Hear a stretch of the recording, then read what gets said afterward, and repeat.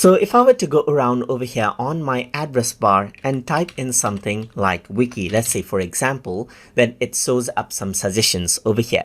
But what you can also do is you can filter out your sets, for example, to history only. So let's say I just want to go around for history, then it filters out the sets right here in history, as you can see. So if I were to go around over here, then it actually sets us out for my history and not through a search engine, as you can see. And you can access out your history from this, as you can see right here.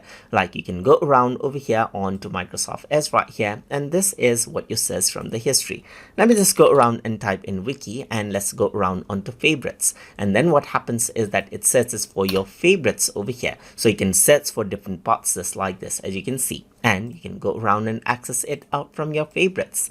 Let me just go around, type in wiki over here, and you can also search within tabs, but there is no multiple tabs right here, so you don't see anything. But let me just go around over here just like this, and then what I'm going to do is I'm going to type in wiki and go to tabs right here, and then I'm going to go around and search, and what happens is that it'll bring me to that tab where you have the wiki search right here. And that is how you can go around and utilize these search filters right here.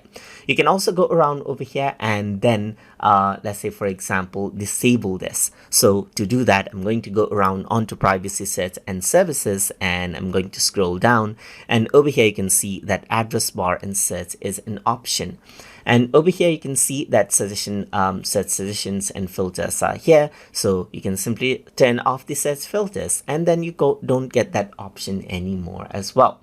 And that is how you can work around with search suggestions. And as I enable it, you can see that I get the filter your search again, just like this. And that is how you can utilize search filters inside of Microsoft Edge. So hope you guys learned something as always. And as always, please like, comment, share, and subscribe.